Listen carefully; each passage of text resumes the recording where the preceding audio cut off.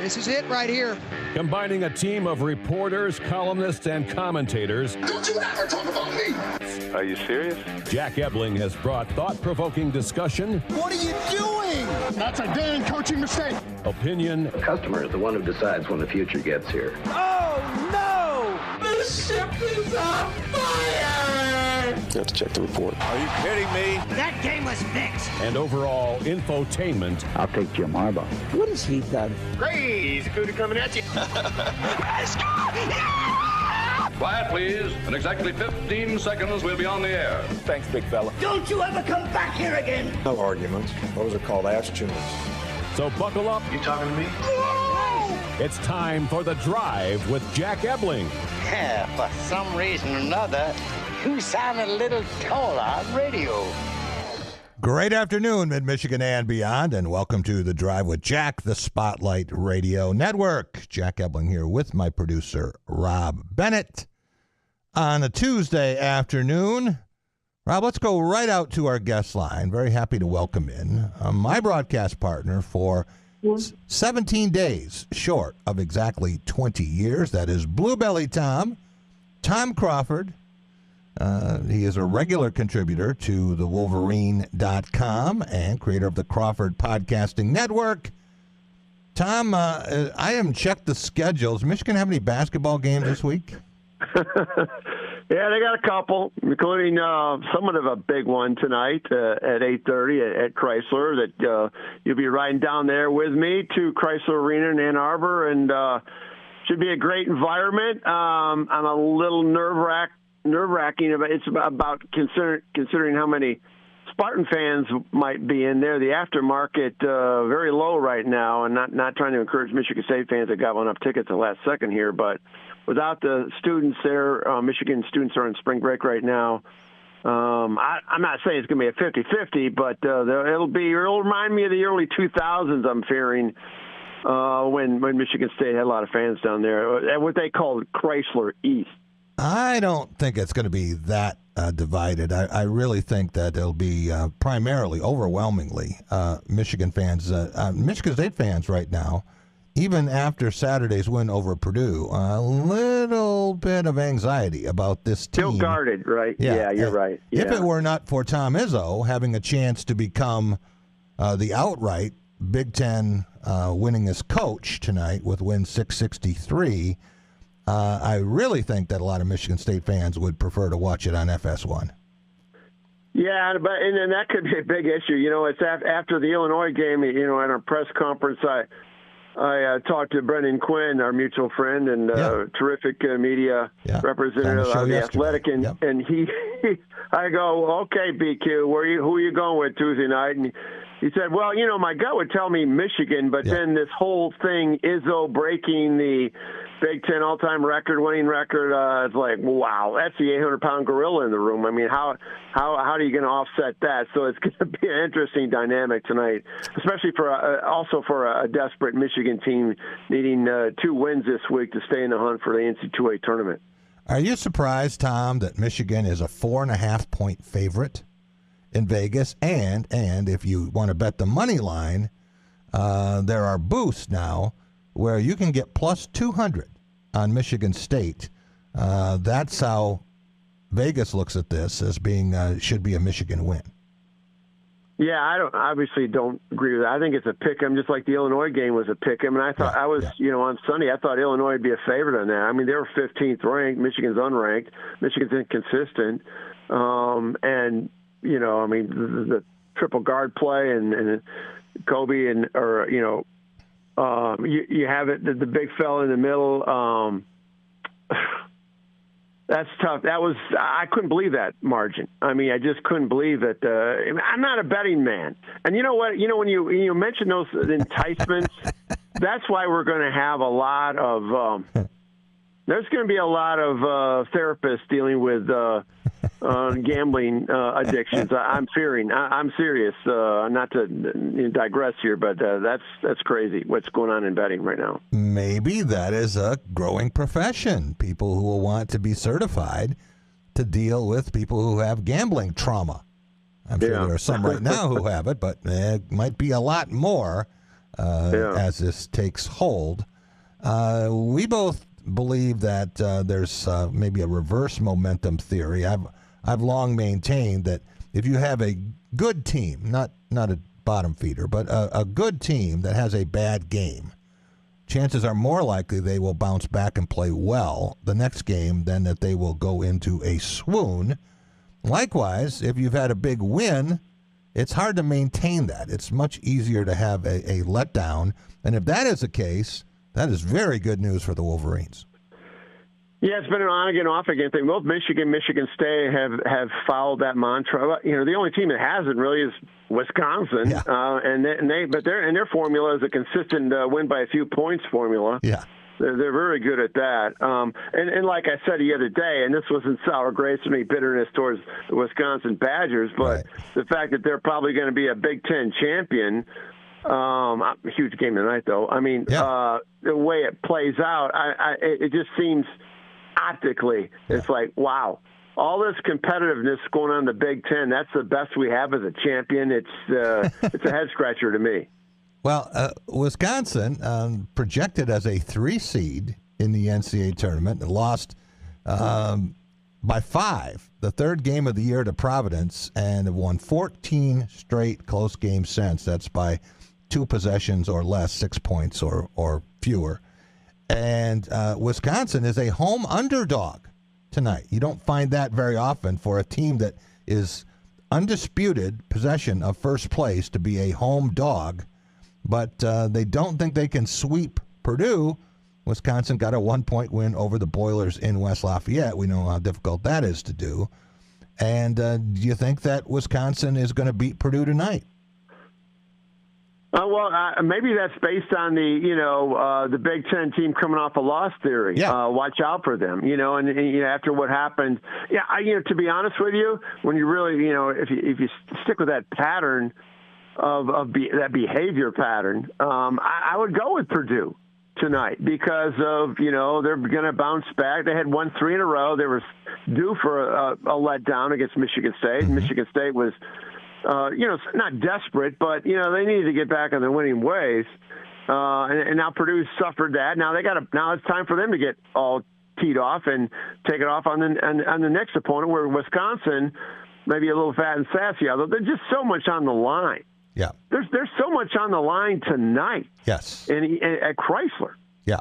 When you really think about it, Michigan desperate, the rivalry is, as we've said, has evolved into, a little bit too personal rivalry, kind of a bad rivalry, I think, antagonistic rivalry, social media-based rivalry. And so there's just more on the line now. And, how you really project who's going to win this game tonight? I've looked at this thing a million different ways, and I'm still... I think, my heart pushes my head into the Michigan category, but right. Man, it's going to be one of those final 1 or 2 possession outcomes, I think. Yeah, and you talk about so much being on the line. People talk about what's on the line for Michigan here in terms of making the NCAA tournament, and you think to feel really good about the drive down to Indy, Michigan needs 2 wins this week out of 3 games? Yeah, I do. I don't going down there. Going down to Indy would just what would that be, like 16-14 or whatever? I mean, that would be horrible. Michigan State got in at 19-15. I think Michigan's going to have to get to 18 or 19 wins, and they're at 15 right now. And they got work to do in Indy, to be honest with you. Unless they sweep these next 3 games, which I don't. Rico Beard thinks they're going to lose all 3 of them. Right, then they really need a lot of work done in Indy. They have to probably run the whole table. Yeah, they have to win it. That's just too many losses. That would be 15 losses. That would be tough. They'd have to at least get to Sunday's championship game. So, and yet that's not that far-fetched. I mean, Iowa's playing tremendous. We saw them last night. Right. They were really good against Northwestern, a pesky Northwestern team. And Michigan just beat them, though, in Carver Hawkeye. Yeah, and then Iowa's only lost this month. And then Iowa blew out, Michigan State. The whole one damn in thing Columbus, doesn't make it doesn't make any sense at all. But hey, it's good entertainment, and if you think of all the Big Ten races that you've seen over multiple decades and covered, this has got to be one of the more crazier ones. Yeah, and before Ohio State lost at Maryland by 15 Sunday, I really thought we were going to have a four-way tie at the top at 15-5. Now, Michigan State is in a position, believe it or not, as strange as this season has been, that if the Spartans could win 3 games this week, and that is tonight, Thursday night in Columbus, and then Sunday at home, senior day against Maryland, and Michigan beats Iowa, Michigan State would get the double bye. They would have the 4th seed and wouldn't play till Friday. How crazy is that? When everybody thought they were back in the bubble there for a second. Yeah. I mean, it's that's crazy, and that's not overly far-fetched. I mean, Ohio State, as good as they looked at Illinois, and then you look at them in Maryland, once again, it's on again, off again. Right. Expect the unexpected, I guess. Yeah. Well, so much depends on the matchups, and some teams have more success against others. I don't know anybody who has a ton of success against Illinois, but apparently Purdue does. They swept the Illini. What do you make of this matchup tonight, and what is the one to watch? If you knew how one player was going to do, and it would help you predict the outcome, who would that player be? Well, for Michigan, I think it's Eli Brooks, and Eli, had a big game against Rutgers, and a pretty much non-existent game. He had 37.5 minutes of play against Illinois. He had 4 points, and just didn't, he wasn't super relevant in attacking and helping attack against the Illinois defense. Devontae Jones took over that role. So, I mean, he's got to step up. And I do think that this is a good matchup for Hunter Dickinson, who did play well for the most part in East Lansing. I mean, he's not going against Kofi Coburn this time around, or any other big, or Edney, or Zach Edey. This is a good matchup for him. Yeah.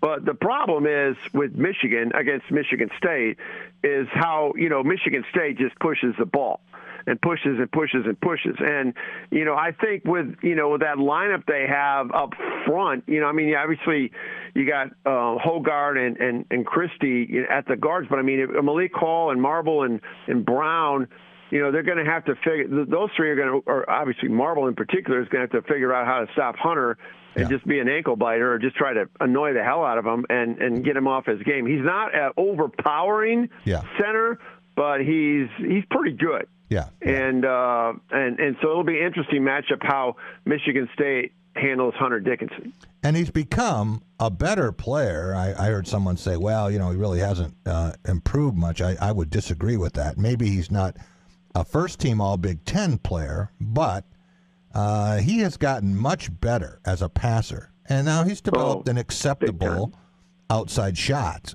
He can shoot better than 30% there, maybe closer between 30 and 35. So I would think that he's become a much more difficult cover. And I really think, Tom, that if you tell me how the Caleb Houston Max Christie comparison works out, I can tell you who will win the game.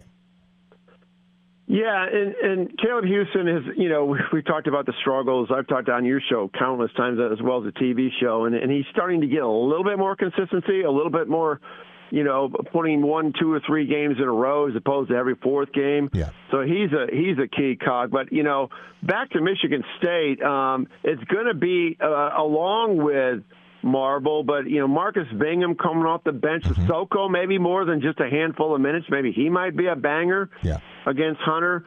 Though that's more of a variable, I think, than anything. I'm always looking at Michigan State having the variables of stopping Hunter, as opposed to Michigan. Will Caleb Houston have a good game, or will as I said, will Eli Brooks start producing again like he did a couple games ago, and then Moussa Diabate, can he stay out of foul trouble? And how the game is officiated again, that's another issue. Right. We talked about Max Christie, and there was a Christie sighting Saturday in Breslin Center. Also, Gabe Brown, who'd been on the side of a milk carton. But when you look at what Christie has done in Michigan State's first 6 wins in 2022, Tom, he was 29 for 50 from the field. That's 58%. Yeah. And in all the other games this year, he's shooting 25%. Yeah. Yeah. Well, you know what concerns me about Michigan State, I mean, is the dribble drive penetration. First of all, they're the worst team in the league in terms of block shots. So there's no rim protection at all for Michigan. They're the worst.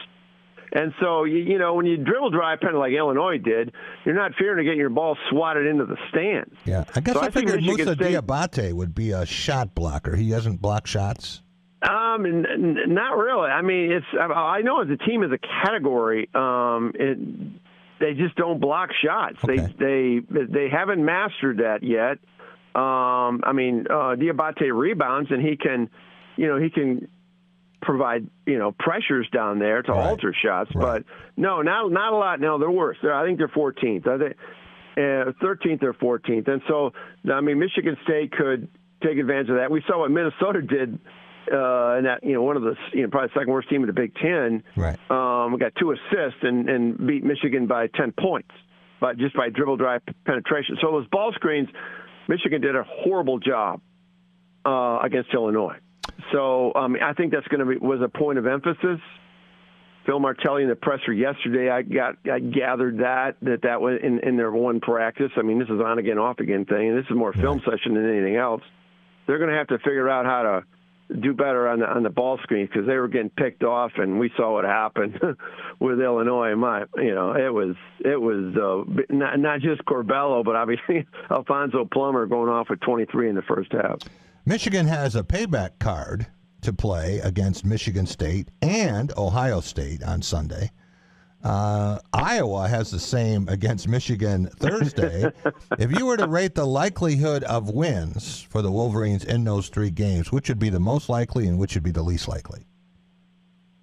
I'd say the most likely is Iowa. I just think that's a good. And then and Michigan State's in the middle, and the least likely is Ohio State. Okay, that's just the way I'm seeing it right now. I mean, and this, it's once again tonight. Really, really, really hard to determine, but this is a pick 'em to me tonight. You're going to be watching the game when we get there from a pod level, right? Or are you going to be over with us? They have these suites. They have these suites at the top of the lower bowl, and that's where I sit with fraternity brothers of mine. It's been a lot of fun this year. But I do the media thing. I go to press conferences, and so I do both. I go fan and I go media on the same game. Where do you think Juwan Howard will be watching this game, and what emotions would you expect from him? Well, he's not watching the game at Chrysler Arena, despite people, might rumor to think that he's an homer. He's not the center. I think his emotions will be high. Who knows what's going through his mind right now? It's got to be crazy. I mean, this is, he was an emotional guy. Michigan State got a lot of history in Michigan State. He wasn't a State of Michigan guy, but the Fab Five, those 3 years that he played, there was some pretty dramatic, emotional games. Yeah, and so I'm sure this is eating at him, but I mean he's paying the price, behavior price, and we'll see how this goes on moving forward. But Michigan has a good coach in Phil Martelli. Howard Isley is a great assistant coach, as is our Saudi Washington here from Lansing. So I think Michigan's coaching staff is fine for tonight. Juwan, can he watch from the basketball office, or does he have to be completely out of the building? I don't know what the rules are. I know he can text communicate to his team. Okay. Those offices, they seem to be dark when I walk in there. Okay. We can take a peek tonight. His vehicle is not in his parking spot, but who knows on that one? I mean, I don't know. It's irrelevant to me. He's not coaching. Yeah. He's not in the locker room. I know if you get kicked out of a game, you can hang in the locker room. You don't have to leave the building. But, I mean, when you're suspended, I don't think you're allowed to be there, from my understanding. Yeah. Well, if we see Howard Isley checking his cell phone constantly for some Howard to Howard communications tonight, we'll know that Juwan is sending messages. But yeah, Howard's the one with those cards, flashing those cards. He's the offensive coordinator, so he's an integral part tonight. And the last time, maybe, for Brandon Johns to play against Michigan State, right? Well, yeah, and I'm glad you brought that up because 10 minutes and didn't really contribute much statistically against Illinois. Although, my God, he was covering Kofi Cockburn. He looked like a little person next to him. Yeah. Maybe emotions will kick in for Brandon, and he'll play the game of his life. It'll be like Andrew Anthony. With Michigan State the Michigan State game in football. Right. I don't know, Abe Lansing kid. This is his last shot, most likely. I mean, yeah, it could happen in Indy, but this is when you got to take care of business. I'm sure he'll play with great intensity tonight. Last thing for you, I talked with Izzo yesterday after the press conference, and I said, so what about Senior Day? You've got Gabe Brown, and you've got Marcus Bingham and Joey Hauser. But I guess there's a technicality with the COVID year where they could come back if they really wanted to. Michigan has Eli Brooks and Brandon Johns. And Izzo said, hey, we're going to go ahead with Senior Day as if, they're not coming back. And then if something would change, would you expect Michigan to do the same thing for its senior night against Iowa? Yeah, and then, the really sad part, that's a 9 o'clock tip. The students aren't there. Oh, yeah. And it's senior night. I mean, this is frustrating. And for Eli Brooks, who's been a great player for Michigan basketball, recruited by John Beilein. Yeah, so, that's the unfortunate part. And Brandon Johns, well, I'm sure those two will, go through those exercises and maybe a couple walk-ons I'm not aware of. Yeah. Tom, I will see you in a couple hours, less than that, and we will be en route to Ann Arbor. All right, look forward to it, Jack. Thanks for having me on. Blue Belly Tom Crawford. We will be right back, and we're going to talk with Rod Barmack. The Final Four is not on the schedule, and he will tell us all about what happened right for Michigan State against Purdue, but really get into a detailed breakdown of this game and what Michigan State needs to do against the Wolverines and what Spartan fans should be worried about. We'll be right back.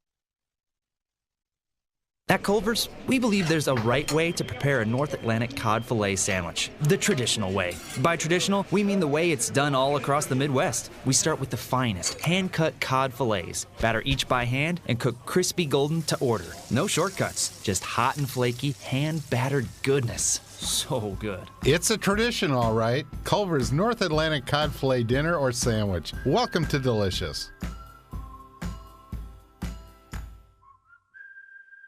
If your next event or holiday party has you feeling stressed and overwhelmed, don't be.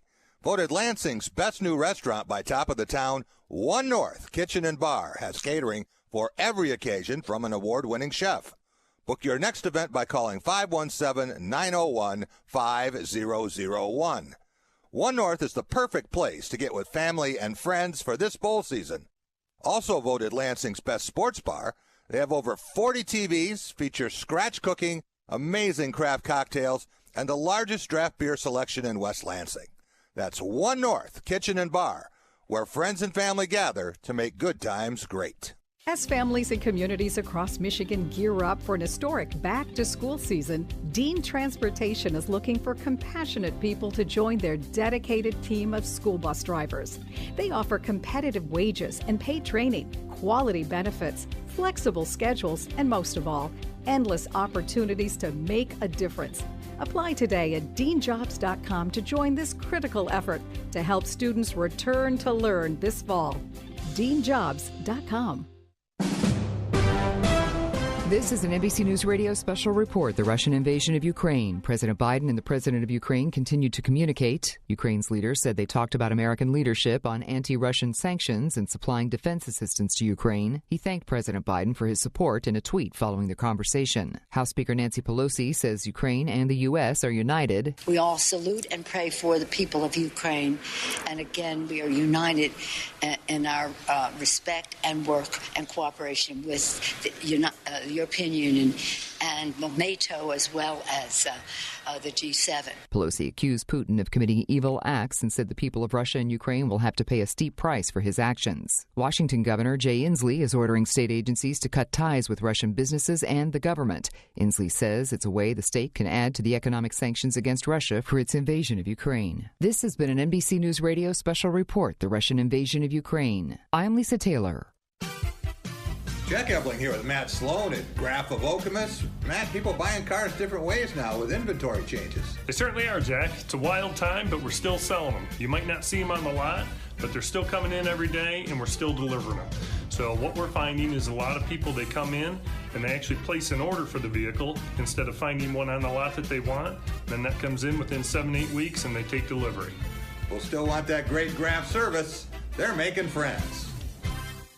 When it's your moment, that once-in-a-lifetime moment, you don't just want jewelry. You can get that anywhere. You want a memory that will go down in history, your moment. We're Metawar, crafted with exquisite style, quality, and love, so your present will be stunning every time you look at it, every time someone notices it, and they will notice. We've devoted our lives to this art, and we're proud to share it with you. The gift you want to give is here. Metawar Jewelers in Lansing, Okemos, Jackson, Portage, and Brighton. There is definitely an art to handcrafting a rich, creamy Culver's concrete mixer. Start by scooping our so incredibly fresh vanilla or chocolate frozen custard. Then add whatever mix-ins you crave. Cookie dough, salted caramel, Butterfinger. Blend till you get the perfect balance of goodies from top to bottom. Indulge in a thing of beauty. Come to Culver's and let us create a concrete mixer masterpiece just for you-know-who. Welcome to Delicious. Major League Baseball and the Players Association are making a final push to end the league's current lockout. Multiple reports cited it was a strong day of progress on both sides Monday as they met a dozen times over the course of 15-plus hours. One area that reportedly came to resolution was an expansion to a 12-team postseason. The sides were working hard to avoid delaying opening day, which is scheduled for March 31st. There was a proposed deadline set for the end of Monday, but talks continued past as progress was made for a new collective bargaining agreement. A new deadline was established for 5 p.m. Eastern today. Also in baseball, Derek Jeter is announcing his departure from the Miami Marlins. He will no longer serve as CEO or as a shareholder. New York City Mayor Eric Adams saying he will not make an exception for the unvaccinated Kyrie Irving because it would send the wrong message to the rest of the city. That's sports. I'm Seth Everett, NBC News Radio. You're listening to The Drive with Jack Ebling. So for all the doubters out there, stuff it! SpotlightMediaStudios.com.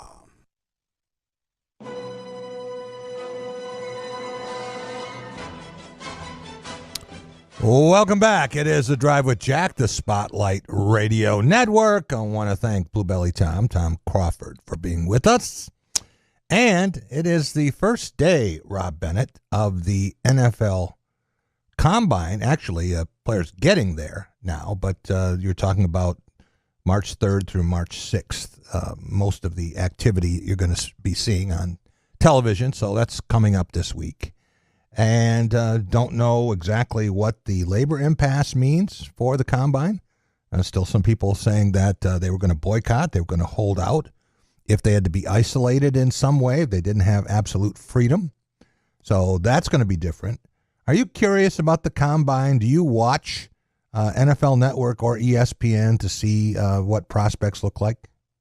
A little bit. I mean, I'm not one of those, Mel Kiper type of guys. You know what I mean? Draft nicks, but yeah. I actually would watch more of when the draft was going on. Yeah. Than the actual Combine. But it is still very important. But I wouldn't necessarily be glued to my television set watching every little 40-yard dash or high jump or. Because as you know, Jack, through the years, we've seen players that have done very poorly at the Combine come back. That's right. And be a hell of a NFL player. Tom Brady with his 5.2840. 5.2.840. Yeah, 5.28. And you saw the picture of him without his shirt on. Sure. And looks like a lot of people I know, including one I used to see in the mirror. And we've seen it the other way. A lot of players do really well, and then when it comes to game time, not being able to be able to hack it. So it's a catch-22. Right. Who would you most like to see that maybe a media member, run a timed 40, and who would you most like to see on the bench press trying to put up 225? Wow, that's a great question. There's so many young guys in the media now. Uh-huh. I mean, Trent Balley's one of those guys. We'll see how fast he can run, right? Yeah. I mean, he might be able to surprise some people. Put Charbonneau on the bench. Oh. What do you think of that? Okay. Throw Charbonneau up on there. Yeah. See what he can do. Yeah. I'm getting it. I What guess. about yourself? Well, I would like to see Fred Heumann run the 40. Well, I don't think he'd be able to. Well, he'd get there eventually, right? I mean, it might require assistance. Yeah, it is only 40 yards. It's not like we're talking about running a 5K. True. True. All right. If he's running the bases, then maybe he'd. Yeah, give you a well, he can faster do pass. that. He can definitely do that. I saw his wedding at Comerica Park, and instead of walking down the aisle, they walked the base pass. The minister who was performing the ceremony was dressed up like an umpire, and we always wanted him to slide into home plate when he came around third. I thought that would have been a nice touch, and you just hope that the minister / umpire would have said safe instead of you're out. That would have been a real bad way to start the wedding. All right. We have 2 gigantic Big Ten basketball games tonight. And going on at the same time, roughly 8:30 and then 9 o'clock. Michigan State at Michigan. You can see that on FS1. If you're looking around, if you don't have FS1, you need to get somewhere where you can see it. And then at 9 o'clock, you have Purdue at Wisconsin, trying to sweep or avoid being swept, I should say, because Wisconsin won the first game that was in West Lafayette, and could wind up with a deal where Wisconsin sweeps Purdue and Purdue swept Illinois. But those 3 teams then would find themselves tied atop the Big Ten. All right. Rob, let's go out to our guest line. Very happy to welcome in Rod Barmack.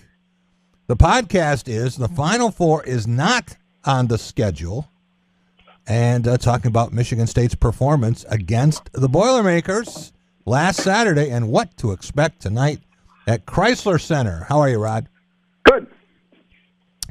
All right. Biggest surprise for you Saturday against the Boilers was? Well, I guess you could say that given the way MSU had been trending, that they were able to execute really at both ends, I think, as well as they did.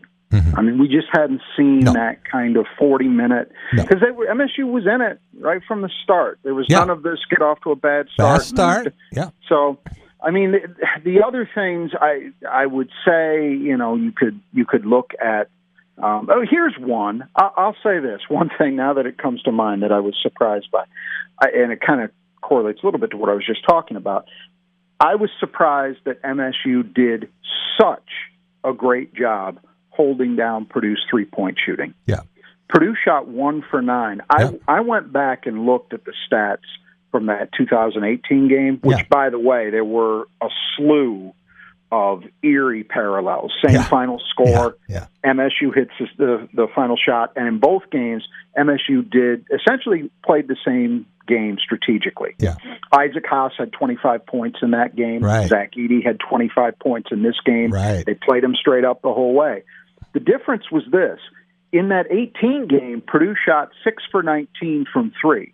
And I remember everybody feeling they did a great job holding them down. To hold this team to 1 for 9, and the 9 is more significant to me in a way than the 1 in that equation, that's pretty surprising. I didn't count on them. Even if I had been told they're going to do a great job, I wouldn't have counted on that number. And it was key. It was huge. Yeah. If those teams were to meet again in Indianapolis in the Big Ten tournament, I would be willing to bet that Michigan State would not outscore Purdue 27-3 beyond the arc, be plus 24, or that they would have a 19-2 edge in transition points. Yeah. The plus 17, or that Purdue would have 7 more turnovers than Michigan State. And Izzo felt like, hey, this game can be fun when the other team has all the turnovers. That you just hit actually on the other one that should have come to mind, and it was relating to the transition game. The fact that Purdue was just hemorrhaging those turnovers, but I think you have to look a little deeper at the nature of those turnovers. Yes. A lot of them were live ball where MSU forced them. Yep. And that is what allowed MSU's transition game to get going. It wasn't the usual formula, defensive rebounding, running after made buckets. They didn't get much in transition in those areas. Right. Where they got a lot of it were steals and occasionally blocks. Like Hogarth had one that was called a block. It could have just as easily been called a steal. Sure. But those plays led to transition opportunities for Michigan State. And that was surprising. One, because you don't expect Michigan State to do that. That's not ever been their game plan, really. And two, you don't expect Purdue to fall victim to it that way. And for Gabe Brown to hit early shots and to be in double figures, as was Max Christie, and both of those guys had been AWOL for most of the month. That makes Michigan State a different team. It sure does. And, if I forget the stat, I think when both of those guys are in double digits, Michigan State has lost once. It's either once or twice, and a lot of wins. So that would be a fairly obvious key to look at for MSU. I would say this with both of those guys, but especially Gabe. The points are great, but what really impressed me was the way that he defended Stefanovic. And Christie got some turns on him, too. I don't know how many people realize how critical that was. Stefanovic is their second leading scorer. Very quick trigger, too. He lets it go in a hurry. Exactly. He needs less of a window and less time to get a 3 off than any other player in the conference. And so we said this on the podcast, on the preview. You can't trail him on screens. You have to be there on the catch. And Michigan State was there on the catch all day long. I have to give you big props for something you said in the preview of the MSU-Illinois game. And the rematch, you were going through the Illini and all the different options they had, and you came to Jacob Grandison. And you said, if he can get an opening and Michigan State has to close out, and you specifically mentioned Joey Hauser. And I think 5 of his 3-pointers came on slow closeouts over Joey Hauser. At Illinois, sometimes it's him, sometimes it's Trent Frazier, sometimes it's Alfonso Plummer. You don't know where to really put your emphasis with those guys. Hey, we've seen Goody come through and hit threes against Michigan State. So a lot of guys can hurt you that way. But which of those 3 teams, Wisconsin, Purdue, or Illinois, is the best in the Big Ten? They've all got flaws. I mean, it's so difficult to pick. I would say I would probably lean toward Illinois, except that I don't trust them. I don't feel, and this gets into the stuff that's unquantifiable. I can't prove it, but I look from the head coach on down, and I am suspect of them psychologically in big moments. Now, I say that having watched Trent Frazier bury both MSU and Michigan with late game shots. I don't question him. Right. But if you just looked at the stats and you looked at the talent and the personnel, I think that's where I would land. Purdue is easily the best offensive team. They're tremendous offensively, but their defense is so poor that I just can't pick them. And Wisconsin, it's funny to say about a team that very well might be the outright winner of the league, but I don't know that I've ever been less impressed with a potential Big Ten champion. I mean, really.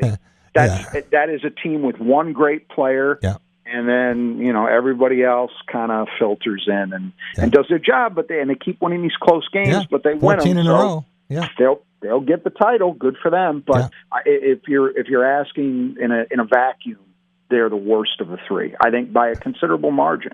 Well, I still think MSU potentially is a better team than Wisconsin, despite the results. Won by 12 in Madison. Yeah, and could have easily swept the Badgers once again. A walkabout first half, and then had many chances. Had 3 chances at the end, but missed on all 3 of them. And I said to someone yesterday, Rod, that I couldn't decide. Sometimes I think it's Purdue, sometimes I think it's Illinois. I go back to that Monday afternoon game, Martin Luther King Day game, and Purdue wound up winning in double overtime in Champaign. But I said, I don't know which of those teams is better. I guess it depends on the day. The guy I was talking to said, wrong, it's Wisconsin. And then he gave me 2 reasons that I hadn't thought of. He said, one is the Big Ten tournament is 3 straight days for the teams that have the double byes. So when you get Kofi Cockburn in the 3rd of 3 straight days, he's not going to be quite the same player. And neither is Zach Edey, even though he doesn't play more than 25 minutes a game. Sometimes he doesn't play that much. He said Wisconsin is the best-built team to win a string of games like that, and the confidence that this team has, especially if it can win at home tonight as a 3.5-point underdog, then it could say, hey, you know what? We're playing with as much confidence as any team ever has. You win 14 in a row, close games, you should be confident. I don't think that that's a poorly reasoned take. Yeah. But I just you can't do it. You can't go there. The problem is I come back to talent, and I think that they're short in that area. Yeah. That's really the bottom line. And over 3 days, could Johnny Davis do it? Yes. But I think that's what it would take. And I just, as I say, I've been, to my detriment, I've been off their bandwagon all year long. I kept waiting for the bottom to fall out because to me, I think any team where Brad Davison is your second best player, come on. But they keep winning. Well, is he their second best player? I think you can make the case that Tyler Wall might be their second best player. Second best scorer. How about that? Okay. You're right. I think Wall does more overall. You're right about that. But even there, I mean, Tyler Wall's a nice player, but we're not talking about, a monster. We're not talking about the second coming of Sam Decker, by any stretch in terms of talent. So they are a team, and even when you look at the statistics, you look at Wisconsin as a shooting team, mediocre at best. Yeah. As a defensive team, they're all right. They're not bad, but they're not as good as maybe some of the great Bo Ryan teams were at that end. Yeah. So it's the one thing they do, which is standard issue Wisconsin, better than just about anybody, is they minimize the mistakes. They don't make turnovers. Apparently, that's enough this year. Badgers, and a generational player on their roster in Davis for that program. Yeah. I was looking at the first year statistics for Johnny Davis and Keegan Murray and E.J. Liddell. And you know what they have in common, Rod? What's that? None of them averaged more than 7.2 points a game their first year. Yeah. And the conference has got a lot of guys lately, and you just named some of them, who have taken that big freshman to sophomore bump. Liddell did it last year. Yeah. We've seen Davis and we've seen Murray do that this year. And I think there are guys, including one on Michigan State's roster, that I could imagine doing it next year. Yeah. Yeah, you could see Max Christie and maybe Caleb Houston having that kind of quantum leap.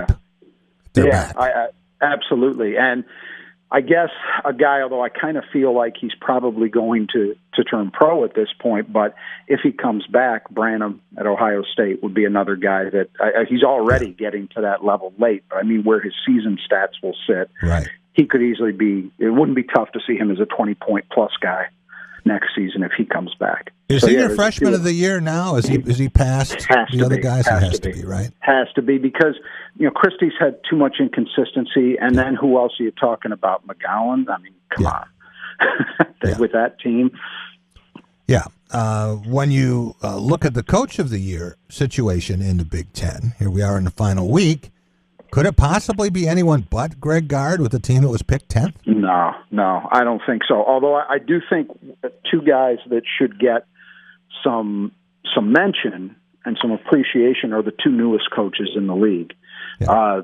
Shrewsbury sitting on 7 wins right now, and somehow he didn't get his 8th when they got blown out by Nebraska. Yeah. That was kind of a surprise. Bizarre. But even if it stays at 7, that's probably a win or two more than you would have expected in a best-case scenario for Penn State. And I think even though the record is not going to be great, he's only won 4 games, that's at least 3 more than I thought Ben Johnson was going to get at Minnesota. I mean, that was a scorched earth situation, every bit as bad coming in as the one Tom Crean faced at Indiana when he had his first season, and Ben Johnson's been better. I really believe that Minnesota would have beaten Michigan State in Breslin Center if Eric Curry had not been hurt in the last 2 minutes of that game. You can make an argument. A substitute came in and made 2 gaffes, including leaving his man open, and Joey Hauser cut in front for that pass from Hogard. And Minnesota had a lot of things going that day. Might have deserved to win the game. Oh, they did. Absolutely, they did. I think I said as much in our post game. And the problem Minnesota faces, of course, is they play. Those guys are all Ironmen. Oh yeah. So they play all the minutes. So if you lose any of them and plug anybody else in, you're losing probably some coherency that you otherwise rely on. So I think you're right. Not having him for those final couple minutes really cost them in the end. And Curry had 2 great games against MSU this year as well. All right, let's talk about tonight. And your preview is up. Final Four is not on the schedule. I highly recommend before 8:30 that you take a listen, and you will know everything that you possibly could about Michigan State's opponent tonight. What does Michigan State have to do to win the game, and how can it lose? I think where I start is defensively. Michigan's been playing better offensively. I still don't think they're anything approaching a great offensive team, but they've been better. To me, the approach that they took in the Purdue game, and largely the approach they took in the game against Michigan at Breslin, is the right one, which is you play Dickinson straight up. And, I mentioned this in our preview.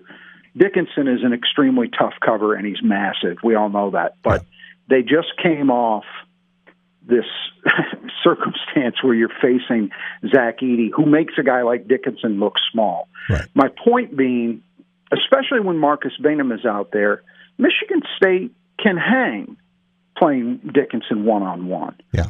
They can bother him. Bainham can bother him with his length, and I think you ride that. What you don't want to do is let a mediocre to bad three-point shooting team, which Michigan has been over the course of the season, you don't want to give them any easy opportunities to get on track. And so that's how I would play it, and probably the number one thing I would look at. On the offensive side, I turn to Tyson Walker again, because I think that the shot opportunities that were there against Illinois are going to be there tonight. If you look back at that first game MSU and Michigan played, Michigan had Dickinson playing out high on pick and roll a lot of hard hedging, and he wasn't sagging very much. And if you remember, A.J. Hogard made a living just taking him to the rim, just blowing by him. Walker to some extent too, but mostly A.J.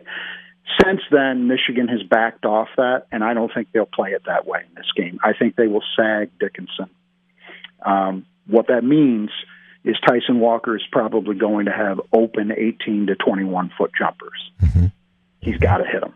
He's got to take them is the first most important bit. Right. And then he's got to be on. But I think a lot of those, what Izzo and he talked about is that shots were presented by the way Illinois defended. I think a lot of that we could see tonight. And if Michigan tries to play maybe a little more zone to get around that issue, well, then you've got to execute in zone offense. Right. As I told Tom Crawford earlier in the show, if you show me the final stat lines for Max Christie and Caleb Houston, I think I can tell you who's going to win the game. But do you think that Tom Izzo will challenge Gabe Brown again and tell him basically the same thing he did with Stefanovic, that you have to be there and you're going to have that cover? Don't worry about a lot of other driving to the basket and things, but do not give him open threes and confidence. I hope so. Yeah, I think that's the right way to approach it. And the nice part about that, of course, is that with Gabe's length, if he's there on the catch, Houston isn't getting clean looks. I mean, that's the real advantage. And even Max, to some extent, too. That's the real advantage of Michigan State having two wings who are so big. Mm-hmm. You know, that they have that kind of length that even a guy like Houston, who's like 6'7", 6'8" himself, they can bother him if they're in position, if they're there with him. So much is made about being at home, especially in a series like this, a rivalry game. Michigan is a 4.5-point favorite, and you can get Michigan State at plus 200 if you know where to look, Caesar Sportsbook. And I am just curious what you think it means that this game is in Ann Arbor. Students are gone for the most part. It's an 8:30 tip. I don't know how many Spartans will be there. You have Michigan playing for maybe its tournament life, and you have Michigan State with the Tom Izzo record factor. He could win 663. How do you factor in all those intangibles? I think the biggest one to me is what you mentioned about Michigan and its tournament hopes. They're in a situation where I think the conventional wisdom is they need to win two of these three. Right. They've got Michigan State at home, Iowa at home, Ohio State on the road. So not super easy. I would think that's the biggest factor on their side. Mm-hmm. The Michigan State end of it is tougher because they're not in that situation by all accounts, and where they need a win, and it's not as compelling to say, hey, we need to be pointing toward March, and every time we go out there, we need to be getting a little better. So they don't have as much of that. They just need to rely on, I think, the standard issue. It's Michigan stuff to get them amped. I don't know how you feel. I've never felt Chrysler was a great environment for Michigan as a home court. And less so in this one for the reasons you mentioned. A lot of tickets available. Let's put it kindly. Yeah. And so I would expect that it's possible Michigan State maybe has a little better turnout than we normally see. And I don't expect the crowd necessarily to carry Michigan, but they certainly have enough motivation on their side with the tournament situation that you would expect them to come out and play extremely hard. Spartans have two road games tonight and Thursday in Columbus, and then home for Maryland. Michigan, two home games tonight and against Iowa, trying to sweep the Hawkeyes, and then on the road in Columbus. If I told you that one of those teams was going to go 3-0 this week, would you be more likely to say Michigan State, given the fact it has a game against Maryland in there, or Michigan having two of the three at home? Michigan State. I don't have, for all the reasons to not believe in the consistency of Michigan State, I really don't have faith in Michigan this year. I just don't see it. I think Iowa is another team that maybe not quite as desperate as Michigan is, but they can't afford to go on a skid into the tournament. They're not in that great a shape. So I would expect Iowa will be a very difficult game to win, even though it's at home, and then going into Columbus. I think Michigan can win the two they need, but I wouldn't bet on three. I wouldn't bet on Michigan State sweeping these three either, but if you got to force me to pick one, I'd take Michigan State.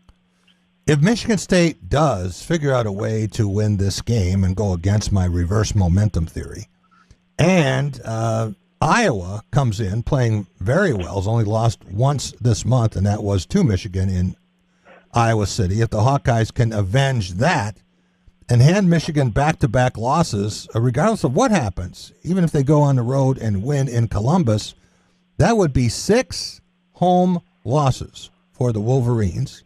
Lost to Seton Hall, lost to Minnesota, lost to Ohio State, lost to Illinois. Can you recall a team making the NCAA tournament with 6 home losses? Not off the top of my head.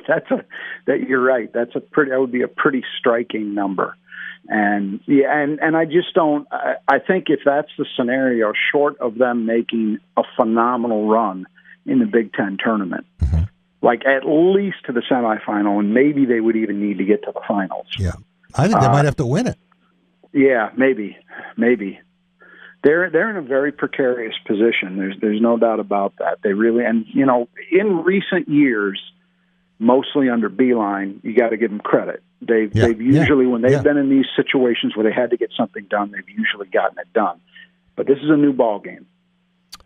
You're going to be there at Chrysler Center, as will I, correct? You're going to be there tonight? I am getting ready to leave for Ann Arbor as we speak. What kind of odds do you think we could have gotten a couple weeks ago that you would be there and Juwan Howard would not? Yeah, that would be a almost metaphysically certain zero. But yeah, here we are. Do you think it is possible, and talking to Brendan Quinn about this, who knows Phil Martelli pretty well, that if Michigan can make a run here and win 3 games this week, that there's some school somewhere who says, Phil Martelli might be 67, but he was a National Coach of the Year, and he's just the kind of guy we want to do something. Maybe it's take over Iona when Rick Pitino leaves for the next job opportunity. Could you see him being a head coach again, or is this his last job? I kind of thought he would have been one already. This is year 3, right? Yeah. For him. Yep. I figured when they hired him, it would be a 1-year deal. And then he would find whatever job he was going to take for a few years to ride off into the sunset. So I'm inclined to say yes, except the longer it goes, the less likely it becomes, right? Right. Yeah, you wonder. You could certainly imagine scenarios where maybe somebody is looking for a short-term fix, and he would certainly be a decent candidate for that. I don't even know, though, if the 3-game thing is necessary. I think if somebody out there is interested in that, he's got enough of a resume. Right. I mean, would 3 games really matter? Talking to BQ yesterday, and he said it would have to be the right job. And, I believe that. He's not going to go. It's probably not going to be a big-time job, kind of a St. Mary's College on the East Coast kind of thing. That's where I thought he would land. I thought somebody at the mid-major level that, had a situation that he felt you could win at, which, as you know, a lot of places don't. Right. They lose for a reason. But that something would have come available. That is the most surprising thing about it to me, is that he's still there. Yeah. What did you think Saturday? And were you watching all the way through to Gonzaga against St. Mary's to see all 6 teams, 1, 2, 3, 4, 5, and 6, all lose? You would say it's surprising because it just doesn't happen. Never happened before. Yeah, except if it were going to happen, this would seem to be the year, because I'm pretty convinced by this point there isn't a great team out there.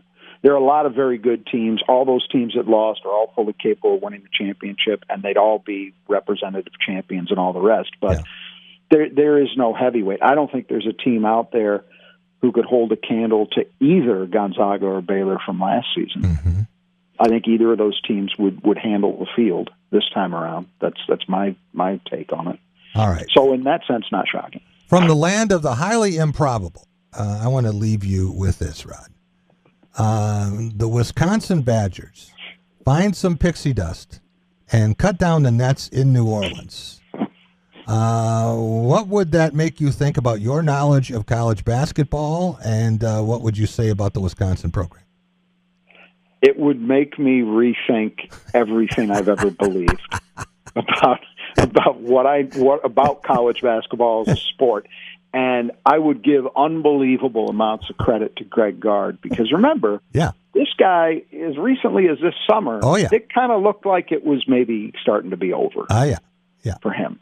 And to rebound this way with that roster, And again, you gotta say, you have one great player in college basketball. Sometimes that's enough to do a lot of winning. But is it enough to go out and win 6 straight? Not with that supporting cast. I don't see it. I'd be floored. It really would shake me to my core in terms of what I believe. Rod Barmack and the podcast is The Final Four is not on the schedule. It is a must listen for Michigan State fans, and you're going to do a combo because of the turnaround here. You're going to have a Michigan State Michigan recap, MSU OSU preview tomorrow, right? Right. We're in NCAA tournament mode. I mean, that's kind of what you have to do when you've just got these one-day turnarounds. So, yeah, it will be a combo. We'll talk about both games. Have fun tonight. I'll listen for you. You too. Bye-bye. All right. We'll be right back. And hour 2, we're going to talk with Jim Stark, Executive Director of the Michigan Sports Legacy Conservancy. We'll talk a little bit about the Pistons, but we'll talk about the Major League Baseball lockout and his take on what is happening in Ann Arbor and what the reaction would be if the Wolverines are swept by Michigan State. This was a team that was picked number 6 in the nation at the start of the season. We'll be right back. At Culver's, we believe there's a right way to prepare a North Atlantic cod fillet sandwich, the traditional way. By traditional, we mean the way it's done all across the Midwest. We start with the finest, hand-cut cod fillets, batter each by hand, and cook crispy golden to order. No shortcuts, just hot and flaky, hand-battered goodness. So good. It's a tradition, all right. Culver's North Atlantic cod fillet dinner or sandwich. Welcome to Delicious. If your next event or holiday party has you feeling stressed and overwhelmed, don't be. Voted Lansing's best new restaurant by Top of the Town, One North Kitchen and Bar has catering for every occasion from an award-winning chef. Book your next event by calling 517-901-5001. One North is the perfect place to get with family and friends for this bowl season. Also voted Lansing's best sports bar, they have over 40 TVs, feature scratch cooking, amazing craft cocktails, and the largest draft beer selection in West Lansing.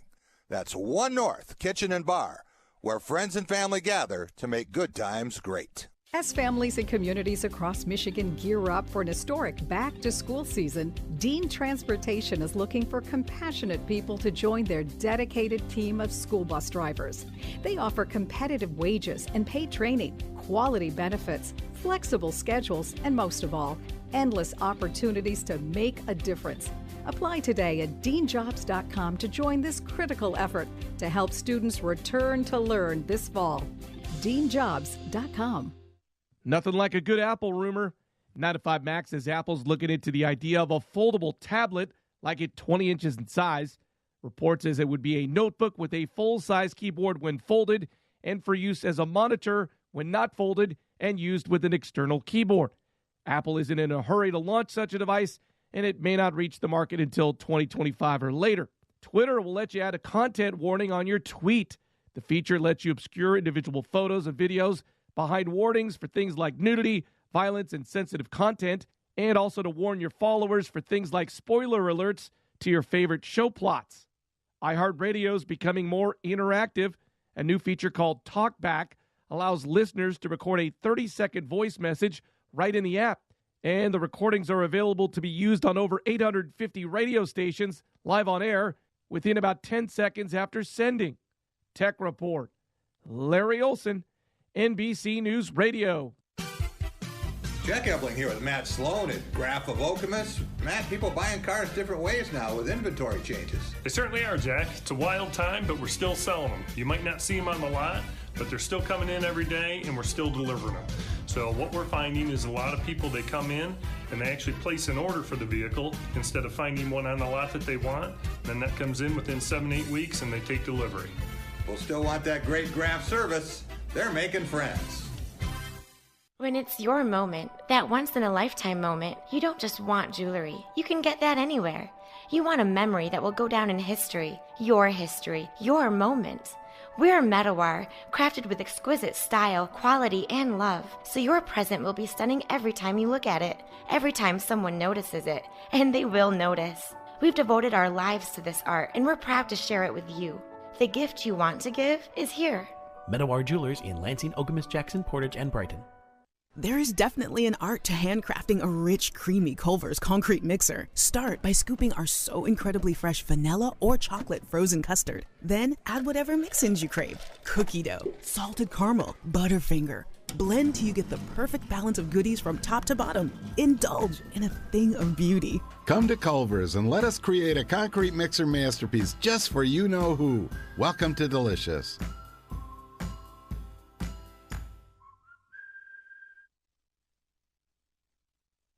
You're listening to The Drive with Jack Epling. Just trying to grind through camp here. Good fundamentals, build our conditioning, just keep getting better every day. SpotlightMediaStudios.com.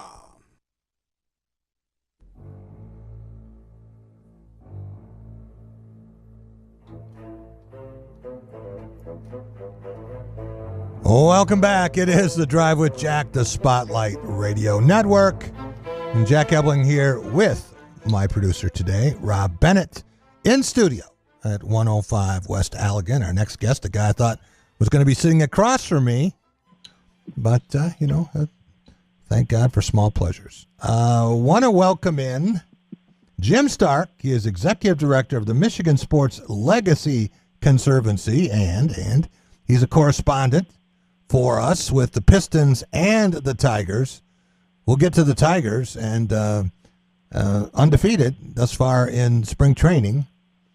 But let's talk a little bit, Jim, about the Pistons and what they have done the last 4 games, beating Boston, beating Cleveland. Those are definitely playoff teams, as are the Hornets and Michigan State, the Pistons getting a win over Charlotte. So other than a loss where they played very competitively again against the Celtics, is this a different team? Well, before we start, though, Jack, I do want to remind your listeners, I should be there on Friday, though, in your studio, so you can look at me then and show me your disdain in person as we present that, hopefully, our grant check.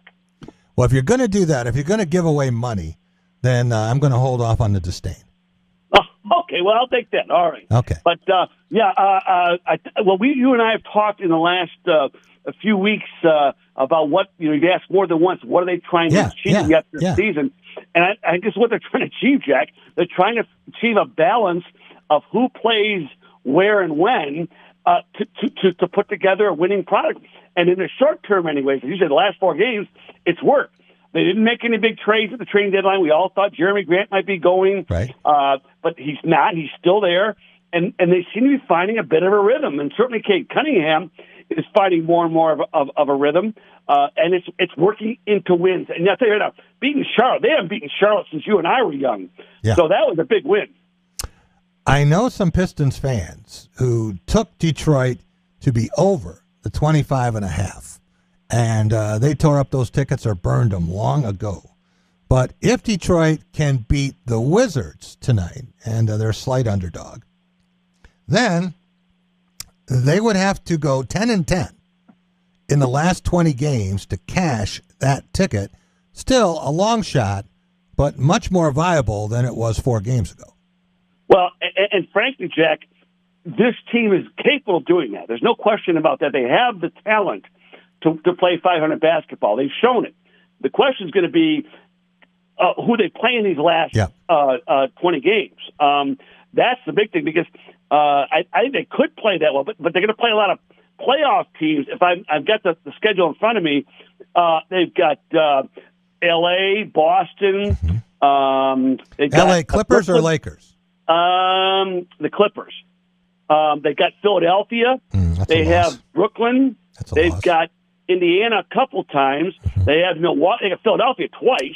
They have Milwaukee. Okay. So they've got a lot of tough teams in there. Okay. Portland's in the list. Miami, again, Toronto.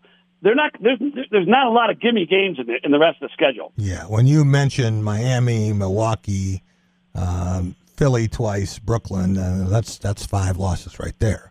Yeah, So, more likely. So penciling in 10 wins in these last 20 games is a challenge. Now, could they surprise us? Could they beat a Boston like they did this week? Yes, they could. But if you're a betting person, you're probably not going to count on it. But, if they truly are improving as a team, this isn't just a little growth spurt. Right. But they really are a better team. Yeah, they could go 10-10 the last 20 games. They certainly have the talent to do it. Kate Cunningham, I think, is everything he's cracked up to be. There's no question about that. He's a top talent that they got in the first round of first pick of the draft. But the guys that are around him we're still wondering about. That's the thing I think that, the questions that have to be solved yet is what are their roles? And I'll tell you right now, I like this team when they don't start or when they start the veterans in that starting lineup. To me, it's a better team then. All right, let's talk about Major League Baseball and Rob Manfred press conference talking about not having its final proposal accepted. Major League Baseball Players Association saying no, and MLB now announcing that opening day will be postponed from March 31st, and games will not be made up. Right.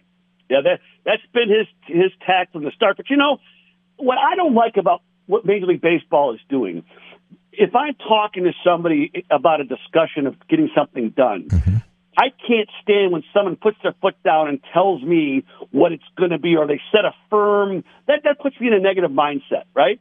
Well, from the very start, locking the teams out, locking the players out, was a very negative action. And now they keep setting these hard deadlines. Our final offer.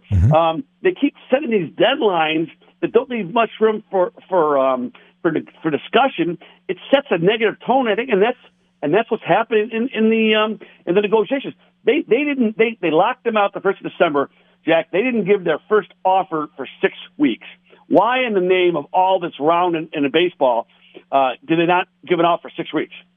So that means they've had 6 or 7 weeks with an offer or offers. Yes. And those have not been embraced. So, the tendency to procrastinate, it's like when you were assigned a term paper, you always did it the night before. Yeah, but Jack, I know people say that, but there's too much at stake to allow that to be an excuse. This is not me deciding am I going to put my bike rack on this corner or that corner. This is Major League Baseball with jobs, and look how many people depend on Major League Baseball for their livelihoods in terms of the stadiums and the operations. Forget the players for a second. Right. I mean, all the cities, the bars and restaurants. Remember when the Wings were on strike and all the bars and restaurants went out? Do you think the players really care about that? Do you think the Players Association really cares about the bar owners? I'm not sure that anybody does, frankly, Jack. I don't think the players or the owners at this point, because the owners are setting the tone for the talks. They're the ones that set the lockout. They're the ones that said they wanted to start, a defensive. Well, whatever they're doing is not working. But the only thing that they've come to any kind of agreement on is the 12 games or 12 teams in the playoffs. It's the only thing they've really agreed on. The biggest bone of contention appears to be the competitive balance tax, which the owners want more and more to be a salary cap, and the players don't. That's really the heart of this issue. Well, the playoff expansion to 12 teams, I don't know why this was even a point for negotiation. This benefits both sides exponentially. Obviously, the owners are going to make more money, more revenue from it. The players going to have more teams in the playoffs, a chance for them to profit from it. I don't know why this was ever a sticking point. I think it was a sticky point because baseball the players wanted to say we gave in on something. It's all the art of negotiation. But again, why do they have to? They negotiated 16 hours yesterday, Jack, and they're back at the table today for 8 hours, whatever. Why don't they start that 6 weeks ago? But they don't, and they wait, and like you said, procrastinate. And now they're well apart on the biggest issues. One of them being the balance tax. I think the other ones are the service time, the players, the pool for younger players. Those things are the most important ones, and they're still way apart on those. So I don't know, Jack. It's as a baseball fan, forget being a reporter or a journalist. As a baseball fan, this is already the second longest work stoppage in the history of Major League Baseball. And to me, this is not a matter of not having money. It's a matter of I'm going to show you who's in charge around here. Mm-hmm. All right, for $100,000 of Rob Bennett's money, when do you think opening day will be? It's not going to be March 31st. You have to hit it right on the head. Yeah. I had hoped today that because Major League Baseball extended their deadline for delaying the opening day till today, that they'd really dig in and make changes today, right? They didn't.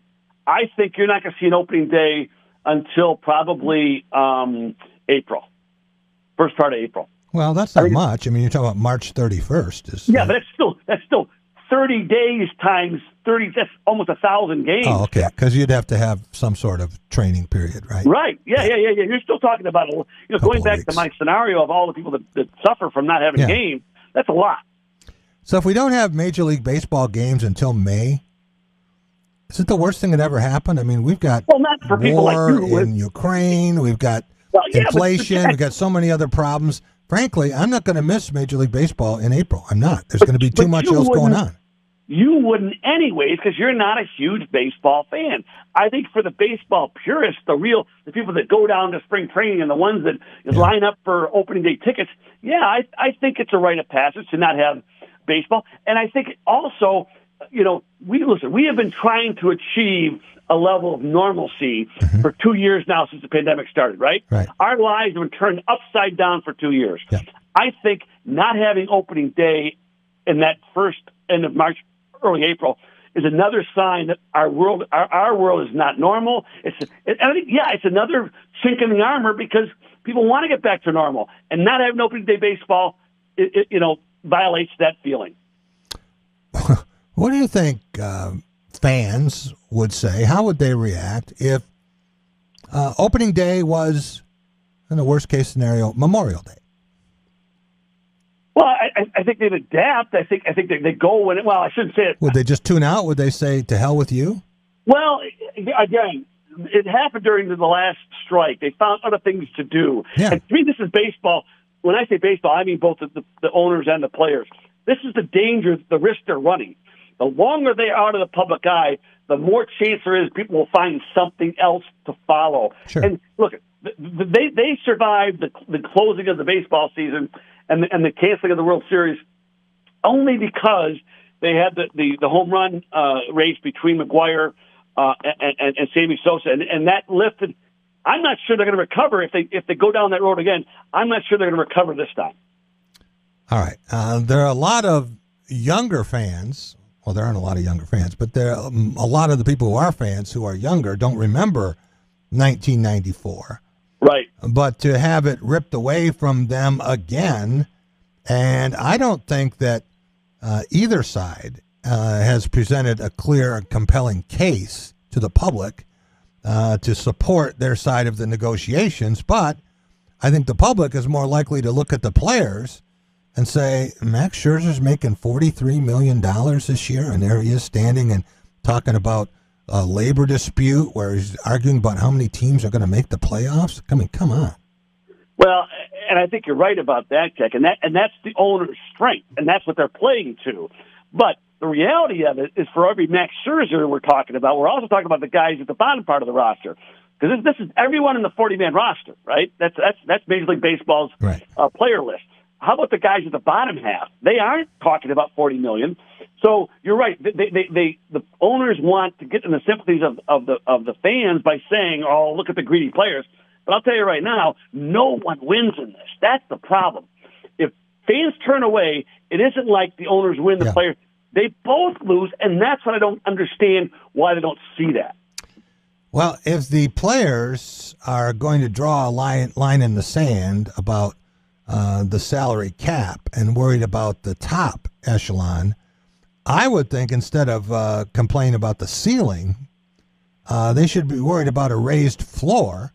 And the whole idea of cutting the number of farm teams down, minor league teams, this is really eating your seed corn. Well, and we've talked about this before, that the owners had in their original proposals a clause that they would allow them to cut players from the minor league level, in addition to teams. They've since removed that. But I think you're right. If the players are smart, that's the approach they would take and say, look, we're not just fighting for the guys at the top of the roster. We're fighting for all 40 guys who aren't making, that'd be a better tack, I think, to take. But even so, no matter what the argument is, what owner's argument is, baseball loses. And again, to your point, Jack, there was a war going on, gas prices going up. I mean, to me, you want to do everything in your favor to make your sport look appealing, not unappealing. And right now, I think a prolonged labor dispute is going to have a very, very foul smell to people, and it's not going to be received well on any front.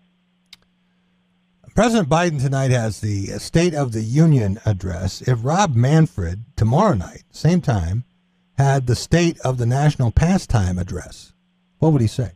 Well, that's part of the problem. I think Rob Manfred's losing credibility by the week.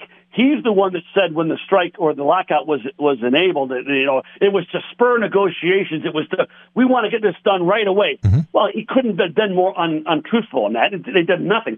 So he's been the one losing credibility. No matter what he would say in that State of Baseball address, I think smart people would question it.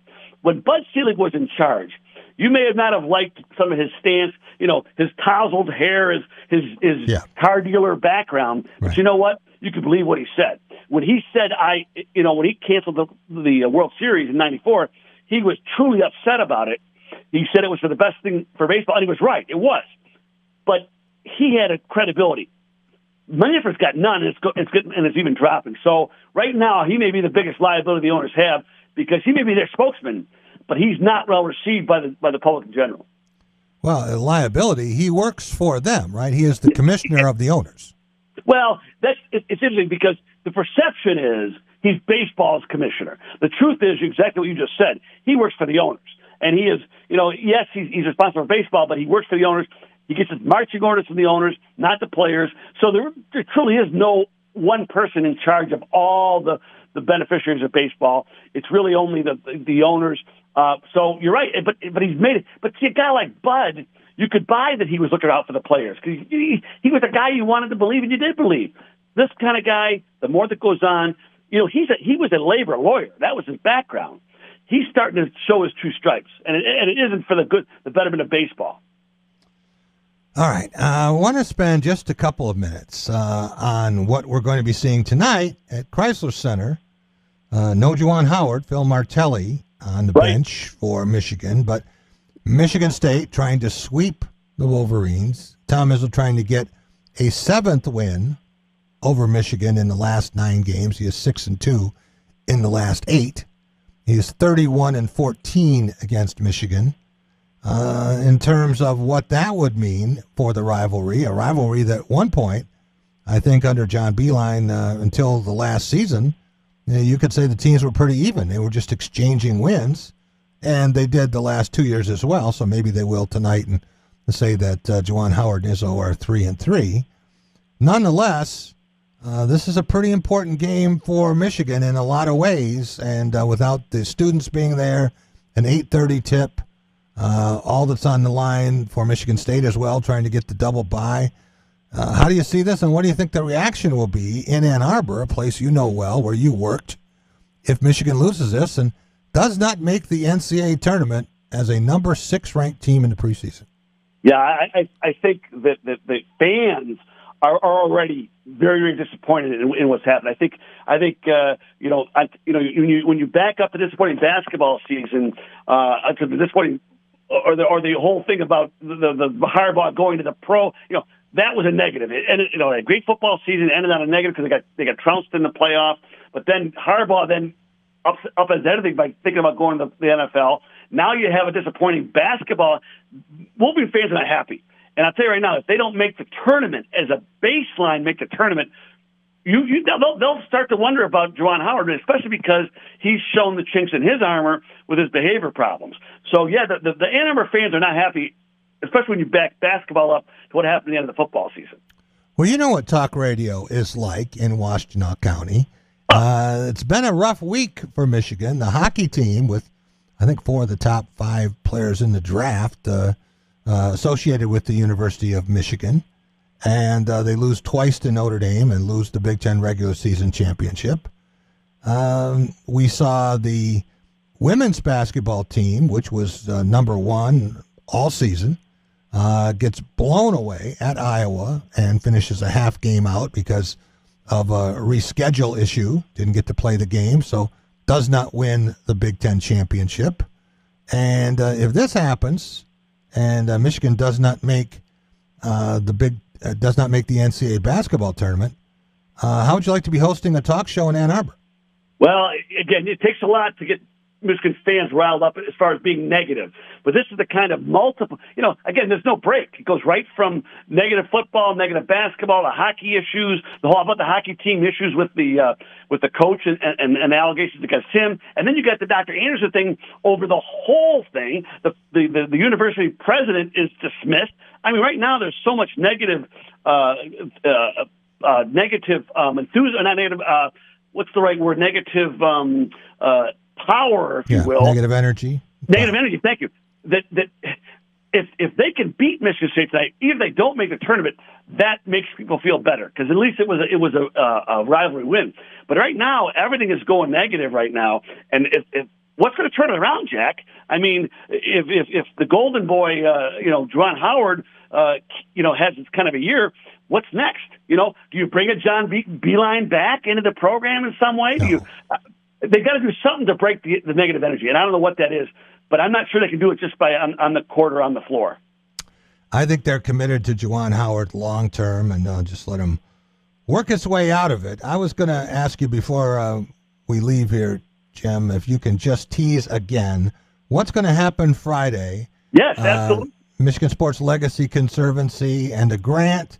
Do you know the recipients yet? We do not, but I can tell you this, Jack. It is very, very, very likely one of the recipients is going to be a Lansing High School, and that's the one we'll be presenting on your show on Friday. I can't say for sure who, but it looks very likely it will be a Lansing area high school, and so we'll know tomorrow. They'll let you know tomorrow, and you can then make the announcement or whatever you want to do. But yeah, we'll be a Lansing area high school receiving their grant check from the Michigan Sports Legacy Conservancy to their program to be used to help in the whole pandemic battle of what do you need? You need more masks, you need signage, whatever you need that you don't budget it for. We want to try to give you a little help with that. Fantastic. Jim, thanks so much. Hey, we'll see you in here on Friday. And we'll let you know tomorrow, Jack, about what the school is, and we'll go from there. There you go. Jim Stark, Michigan Sports Legacy Conservancy, Executive Director. We will be right back, and we're going to talk with John Johnson, longtime communications director of the MHSAA, and we're going to talk about MHSAA winter sports and his memories of the great Eric O. Forseth, passed away yesterday at age 91. We'll be right back. At Culver's, we believe there's a right way to prepare a North Atlantic cod fillet sandwich, the traditional way. By traditional, we mean the way it's done all across the Midwest. We start with the finest, hand-cut cod fillets, batter each by hand, and cook crispy golden to order. No shortcuts, just hot and flaky, hand-battered goodness. So good. It's a tradition, all right. Culver's North Atlantic cod fillet dinner or sandwich. Welcome to Delicious. If your next event or holiday party has you feeling stressed and overwhelmed, don't be. Voted Lansing's best new restaurant by Top of the Town, One North Kitchen and Bar has catering for every occasion from an award-winning chef.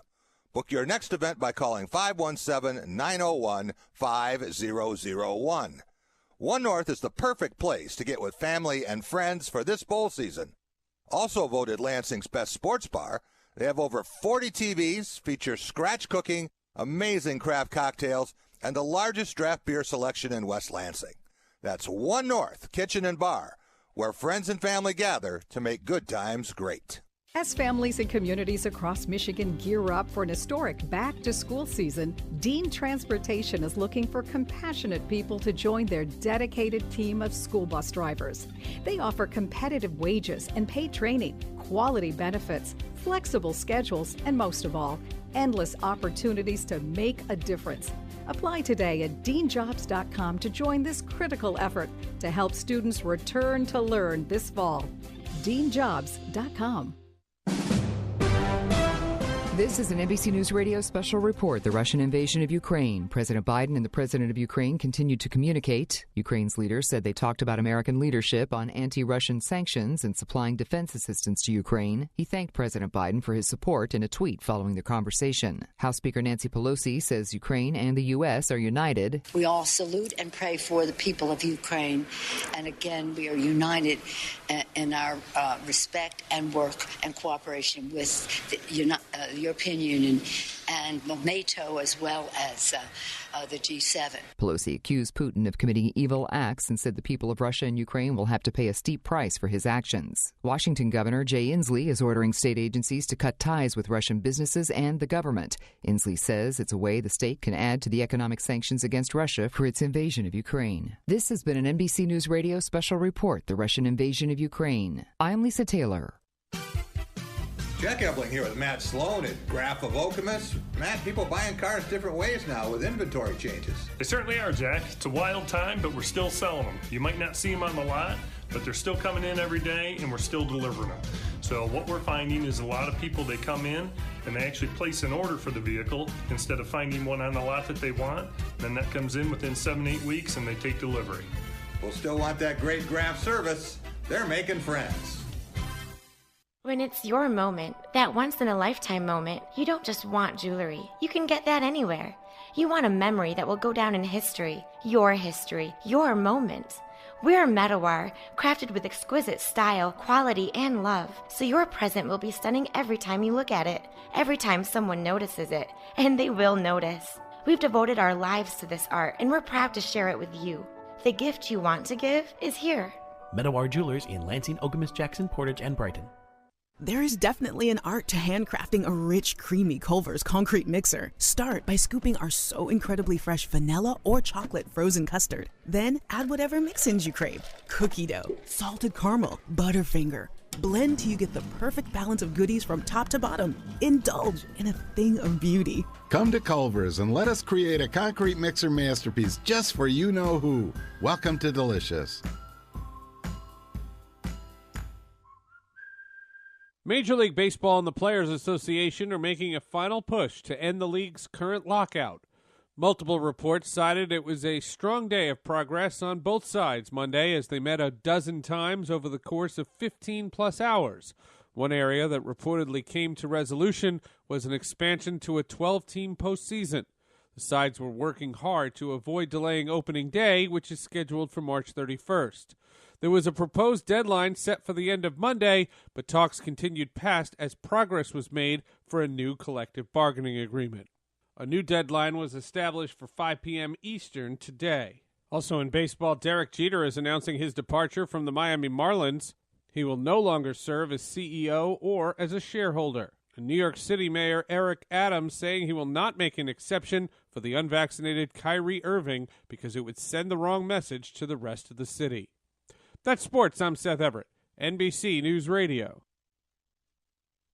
You're listening to The Drive with Jack Ebling. Sorry if you're offended by that. SpotlightMediaStudios.com.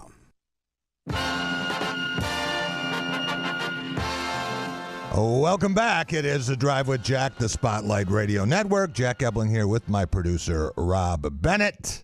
Rob, let's go right back out to our guest line. Very happy to welcome in old friend, and been a while since we've had him on the show, but he's now enjoying retirement. And John Johnson, veteran from the Michigan High School Athletic Association Communications Director, joins us. JJ, how are you? Hey, Jack, it's good to be with you. It's a nice sunny day outside, and trying to enjoy retirement as much as I can. It won't be long. Hey, this is March 1st, and you know what that means in terms of the MHSAA. And, hey, we've got high school basketball districts already in progress. That's right. First round of girls tournaments last night. Boys wrap up the regular season this week. Got bowling and got wrestling down at Ford Field this week with a separate division for girls for the first time. And so it's an exciting week, and it wraps up all here at the end down at the Breslin Center with 2 straight weekends of basketball. Did you ever think we would see girls wrestling? I thought we would see it sooner than we have. Really? Yes. I think what finally got it off the dime was, some people within the Michigan Wrestling Association who, had some of the vision. Kent Baio was a former MHSAA registered official who had some vision for it. But what finally got it going was then when you started to develop, schools that had 3 or 4 kids over here and 3 or 4 kids over there. Right. And then, they said, well, why can't we have a tournament like this? And that's what the representative council said. We're going to break the mold. And instead of having full teams, which that's still the great challenge down the road, and it is across the country. Right. You haven't had anybody go 14 weights on 14 weights very often. Yeah. Yet in girls, but they said let's have an individual tournament, and the reaction was overwhelmingly possible. So when I looked at the maps for where all the mats were going on the field at Ford Field, I said, dang, there's 25 mats down there, and so the girls will have 5 mats of their own. They'll crown their own champions. I believe it's in 14 weight classes, right. And it's going to be something that is going to be snowballing. But I think it just took that one little push to say, hey, we can't pull. There's no way in the near future we can ever pull this off as a team event. And so the girls that are wrestling in this had the opportunity to participate in the boys' individual tournament if they so chose. Okay. And but if they chose the girls' tournament, then that's where they were locked in. They could still wrestle in the team tournament. Right. But now they've got a place of their own to call home, and it ought to be exciting on those mats here this weekend at Ford Field. Well, you mentioned the representative council, and as I've tried to tell people over the years, the MHSAA's goal is to be as responsive as possible to the schools, and that's where the representative council comes in, and that's where MHSA administrators come in to enforce the decisions of the schools themselves. And it's not like you guys are sitting over there on Ramblewood saying, well, what should we do next week? That's right. It's 19 positions, mostly elected. A few are appointed positions to assure some race and gender representation on that.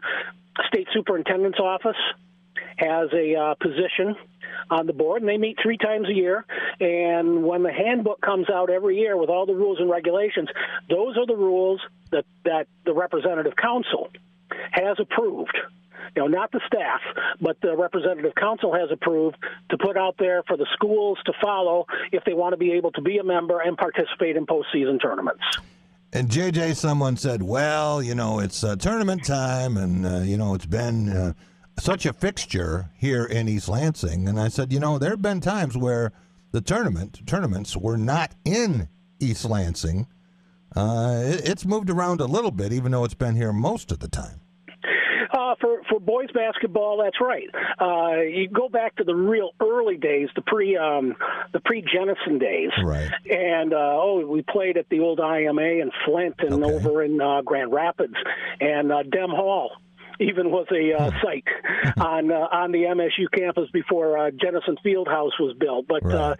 You got to go back to the 70s, when Chrysler Arena is what it was called then, not Chrysler Center, on an alternating basis for about 8 years or so, and then for about a 10-year stretch was the host to the finals. Jennison stayed involved in the years that it didn't host the finals as a semifinal site, and the same would be true in the years that Jennison hosted the finals. Chrysler had semifinals as well.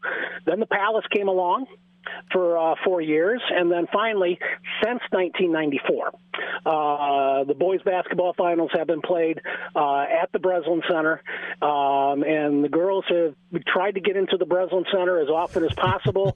Once the runs at Kellogg Arena and CMU were done, had to do a few years over at Calvin, and Calvin is still Calvin or Hope, I can't recall which is the backup Okay. In the event that the girls basketball finals weekend would fall on an NCAA women's first-round date. Gotcha. And Michigan State would host. Okay. John, I wish I was talking to you about something other than this, but it's important. I think we pay tribute to the great Eric O. Forseth, who passed away yesterday. I think he was 91, and tremendous career as a broadcaster. People don't realize his athletic career before that. Well, that's right. I mean, he came up to Michigan State to play football for Biggie, right. And then that didn't work out. Then he made the basketball team as a walk-on, and was a captain as a senior. Right.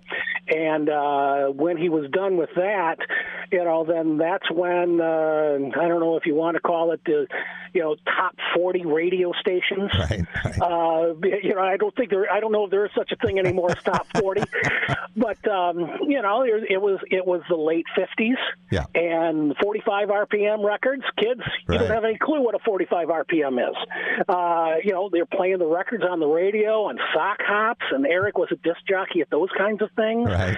And he did that, but that's when WILS and WVIC and WGIM were all playing. Yeah. All that was the playlist of those days, and Eric was one of the dominant personalities in that, and so he made his mark in radio in the Lansing market. Before he then stepped behind the microphone at Jennison Fieldhouse and later on Spartan Stadium to start doing games, do the public address. Right. He started doing football games as the internal public address announcer. Okay. Those were the days when Dusty Rhodes was still the external PA guy at the Spartan Stadium. And then, he was doing some high school stuff. We estimated he started that time at about 1968. Okay. And, he went from added boys basketball. We added football to the mix, eventually added girls basketball and baseball to all of that. So, he saw a lot of different action on behalf of not only Spartan athletics but high school athletics as a public address announcer over the times. And I was saddened to hear last night that that he had passed away. His health had been declining for a while, but anyway, our condolences go out to Len Alford, his wife of 32 years, and both the Alford and the Forseth family. Some of the Forseth family is still here. Young Eric is in Lansing, and so it's not exactly the best day. JJ, I remember Eric telling me the story about being recruited by Woody Hayes. Oh, I never heard that one. Yes, and this is before Woody got to Columbus, but he'd been at Denison and Miami, and that's where he was coaching Bo Schembechler, and that was really something he was very interested in, being an Ohio guy, but then he made a visit to Michigan State and fell in love with it, and the deciding factor was that Michigan State had a forestry major, which is something he was very interested in, didn't pursue it, but then went on and was a captain, as you mentioned, for Pete Newell's teams when Michigan State joined the Big Ten and that 53 team. And it's funny, those guys, as close as any group of Michigan State athletes in history, they still had reunions 50 years later. And they would bring Pete in. They would fly him in every summer. They called them Pete's Boys. Oh, my. Yep. I had never heard that. Yes. And then you mentioned WILS, and, of course, Eric O. in for Dave Froh was when he started. Dave was his boss at ILS. And then he was the station manager there as well in 1973, JJ. And I went to see him about a job. I wanted him to hire me. I was a television radio major at that point. And he said, you just maybe you need a little more experience, this and that and the other thing. And it turns out it never happened. And then I went into teaching and coaching in the State Journal and all that. Finally got into radio many years later and wound up doing a afternoon drive show over at WILS from 2006 to 2010. And the first week I was on the air, I got a call from Eric. and he said, "You just don't take no for an answer, do you?" Then that sounds like Eric. Eric's wit was quick and good, and he was such an enjoyable guy to be around. We all had a ball with him. It didn't matter if we were sitting in the office, sharing a few yucks, or at the games. He was definitely something special on all fronts. He really was. The way that he did the public address announcing, that's something that you think a lot of people could follow and maybe learn from to this day? Oh, absolutely. Every high school public address announcer should be what Eric Rowe-Forseth was, and you think of some of the other great names in the Big Ten that we've had, like Howard King at the University of Michigan, and my old office mate Chuck Crabb at Indiana University, just retired a few weeks ago. Yeah. It was, hey, take it down the middle. You are a reporter. Yeah. You are not there to entertain people, and Eric did that so well. Yeah. The same amount of enthusiasm for both teams. And even when it was Sparty games, maybe there was a little bit of an extra inflection there. I used to think of the nights when Terry Furlow was lighting it up. Yeah. And we're right about at an anniversary of that 50-point game. Yes. I think that Terry, I just found my program from that game in the box score the other day while doing some cleaning in the basement. And so that's going to my nephew who collects MSU memorabilia. Okay. Eric was there to do a job, and it was not to entertain, and that was what we've tried at the MHSAA when I was on the staff, and I look forward to doing something along those lines, kind of on a freelance basis, I hope, working with Mark down the line, that any high school announcer should follow that, especially because you're dealing with kids. Right. And that's what Steve Miller and Roger Smith and Tony Coggins, the three-headed monster that we created to replace Eric eventually. Yeah. They all adhere to that. And, for the stuff like, you think of, John Mason at the Pistons. Hey, he's doing what they tell him to do. Right. He's part of the package. Yeah. But in high school sports, sports very different. Yeah. Yeah. And college sports now are much more like what John Mason does, I think, for the most part. I think so. I think it's gravitated that way, but you still have some which are down the middle, and some which go in other directions, and I think college sports has realized it stopped being education a long time ago, and became what I call it edutainment. Yeah. Instead of not completely entertainment, but they're just about there. NIL, I think, put the squash on that. Well, Jeremy Sampson, who now does the public address for the men's basketball games at Breslin, if he tried to go right down the middle with it, he wouldn't be employed very long. Yeah, and you got to go where your bread is buttered, right. and that's what they expect. People talk about, and rightfully so, they talk about the fan experience. Yeah, and the fan experience is nowadays is more of the announcer and some of the things that they do. But again, think about we all got catchphrases that we remember that that Eric O had. He gets the bonus. Right. Yes. Right. Clock is official and correct. Yeah, Still don't know what that means. But but he had taglines that resonated. If he said the clock is unofficial and incorrect, we would have really been worried. We would have really been worried. But the thing was, he had a commanding presence with just simple things. Yeah.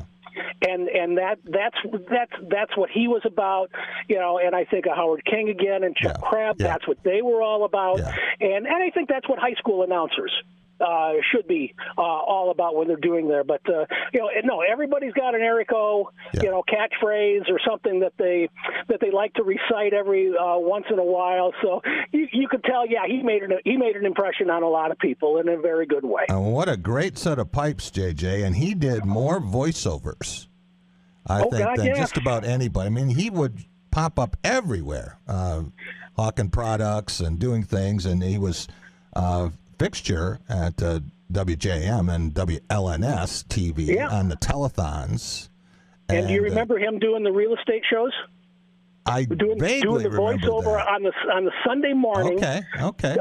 When they used to do television shows with house listings. Okay. Back in the 80s, he was the voiceover on one of those shows, and so he was everywhere, literally.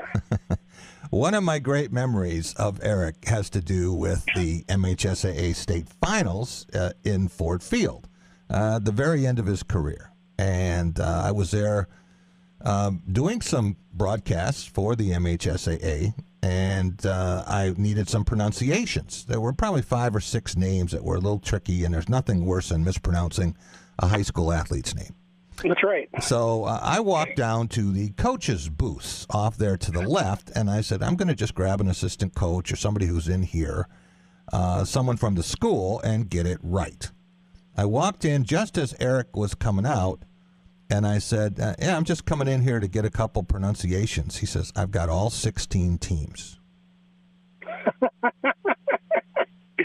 Well, that's right. And we sent Eric a lot of that stuff in advance, and sometimes schools would send us pronunciation charts. Okay. But that's something they did less and less. Yeah. And that's why towards probably in the last 10 years we've made it mandatory. Your spotter shows up 45 minutes before the game. Okay. And meets with the house announcer. Right. And there's still no guarantee that you're going to get it right. I still remember some mother making her way all the way, made the trip all the way to the press box, and to make sure that her kid's name was right. Yeah. And it's one you can't win anyway.